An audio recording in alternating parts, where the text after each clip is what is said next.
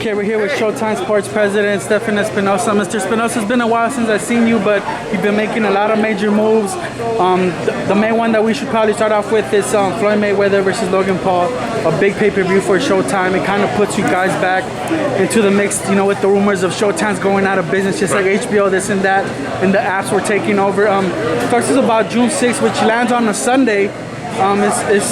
It's a very different event, but it's going to bring in eyes. You know, it's going to sell out of pay-per-views. It is a different event. You know, we announced a full schedule of a lot of really interesting fights.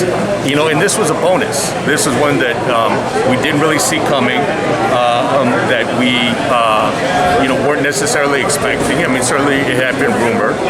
And look, you know, I happen to agree with Floyd on this point. Floyd's retired, it's clear. For all the rumors, you know, he's retired. If he wants to come back, you know, give people another reminder to get to see him again, you know, I say all the better. Like, he's not holding up the belt, he's not in anyone's way, he's not interfering and taking anyone else's shine. You know, the reality is he's a retired fighter. He wants to come back and do an exhibition. You know, it's a good price, it's got a good solid card. I think it's going to be a lot of fun. It still looks like it could be dangerous. It's a different weight. I think Logan Paul's limit is 190. His is my 160. Yeah. That sounds a little dangerous still. I mean, in terms of the actual fight itself, you've seen Floyd many times. What are the chances of Logan Paul landing a lucky punch or even landing one punch on Floyd Mayweather? I'll tell you, the chances are better on a 44-year-old Mayweather than they were a 34-year-old or 24-year-old Mayweather. So everybody gets old. I mean, it's unavoidable. You know, guys like Manny Pacquiao and Floyd don't seem to get old, but they do slow down. And anyone that, if you've seen any of the pre-fight stuff with Logan or the show we just released, Inside Mayweather Paul, you see he's a big, strong, athletic kid who has been not training 6 weeks or 8 weeks. He has been in training with a legitimate, very established boxing trainer for over a year. So look, that's, you said it, it's sort of like, you know, one punch can change everything.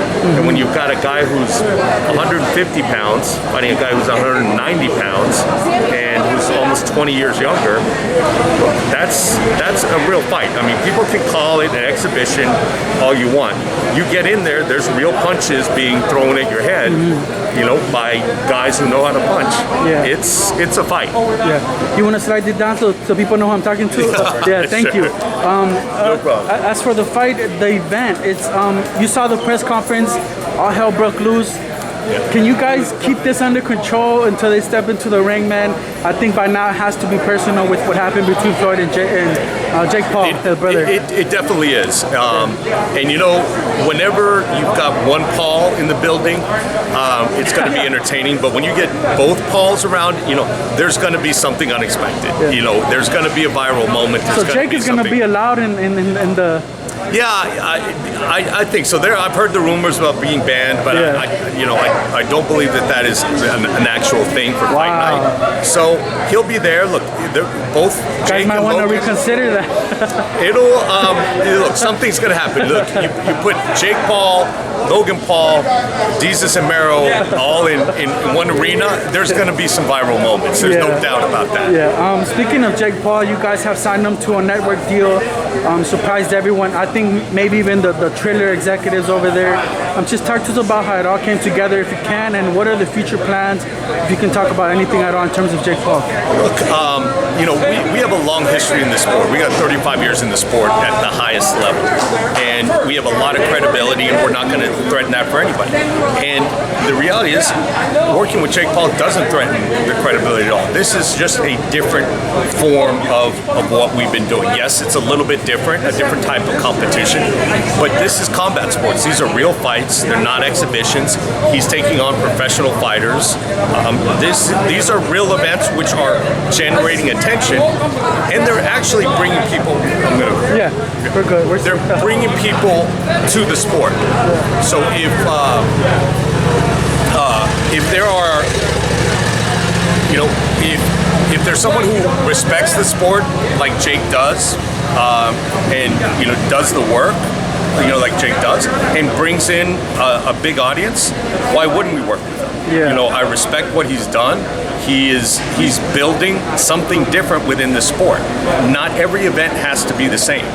You know, you have, you know, in entertainment, you have everything from an Alicia Keys concert to the Masked Singer.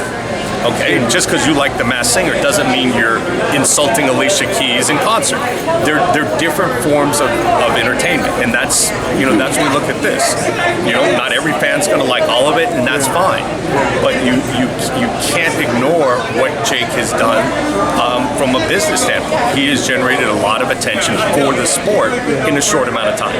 It looks like he sold a lot of pay-per-views for Triller. I would imagine it would have been complicated to bring him over to Showtime, but was Floyd Mayweather's name at all thrown or attached to lure him in? If you can comment on that. And obviously a lot of people think the logical step is Floyd beats Logan Paul and then Jake Paul, another massive pay-per-view. And can you comment on that at all? Yeah, sure.